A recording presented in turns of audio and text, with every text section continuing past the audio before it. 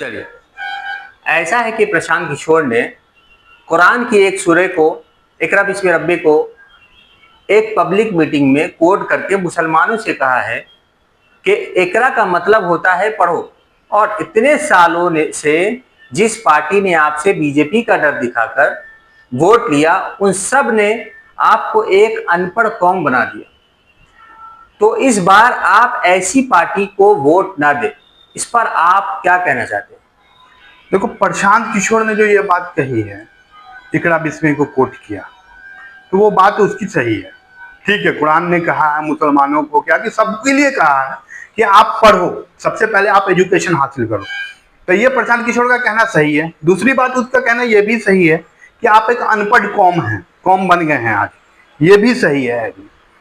एक तीसरी बात जो उन्होंने कहा कि बीजेपी का डर दिखा के आपसे बाकी पार्टियों ने वोट लिया मुसलमानों से, तो ये गलत है।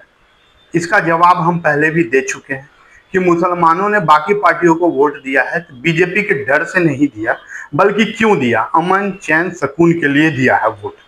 तो एक तो ये क्लियर हो गया। दूसरी बात आप आई है कि प्रशांत किशोर को आज इकरा बिस्मी क्यों याद आ रहा है?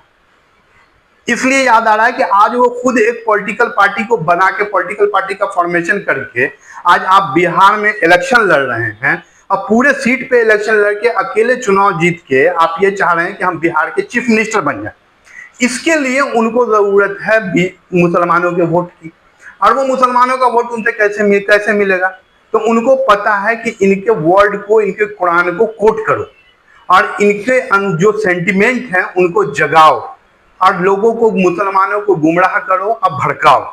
ये बात हम इसलिए बोल रहे हैं प्रशांत किशोर की। प्रशांत किशोर ने बात सही कही है, लेकिन ये बात हम इसलिए उन पे कर रहे हैं कि प्रशांत किशोर तब कहां थे जब 2019 के दिसंबर में जामिया के लाइब्रेरी में घुस के बच्चों को मारा गया था, जब अलीगढ़ मुस्लिम यूनिवर्सिटी में घुस के बच्चों को मारा गया था, जब आजम खान की यूनिवर्सिटी को तोड़ा गया।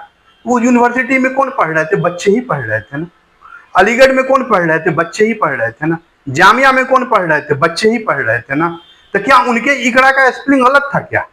उनके इकरा का स्पेलिंग और प्रशांत किशोर के इकरा का स्पेलिंग अलग अलग है क्या? कि दोनों का मतलब एक था। तो उस दिन तो उनको इकरा बिस्मी याद नहीं आया। आज जब उनको राजनीति करना है तो उनको इकरा बिस्मी याद आ रहा है, सब कुछ याद आ रहा है। तो इसलिए ये टोटली गुमराह कर रहे लोग। एक भी हमको उनका ट्वीट या वीडियो दिखा दीजिए कि जब जामिया का स्ट्रगल चल रहा था तो वो जामिया के बच्चों के साथ थे, अलीगढ़ का स्ट्रगल चल रहा था तो अलीगढ़ के बच्चों के साथ थे।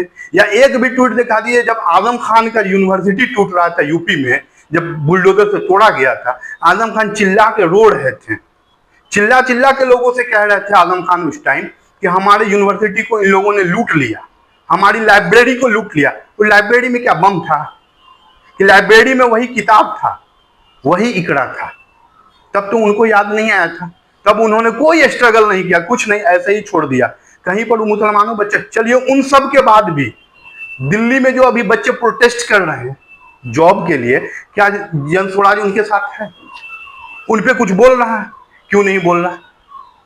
तो इन सब का जवाब पहले दे। ये टोटल गुमराह कर रहे हैं मुसलमानों को, मुसलमान के सेंटीमेंट को कुरान से, हदीस से, नबी से जोड़ के, ताकि किसी तरह मुसलमान के कुछ परसेंट को गुमराह करके अपने तरफ ले आया जाए और लाके इलेक्शन लड़ा जाए। बस इसके अलावा इनका कोई और एजेंडा नहीं है।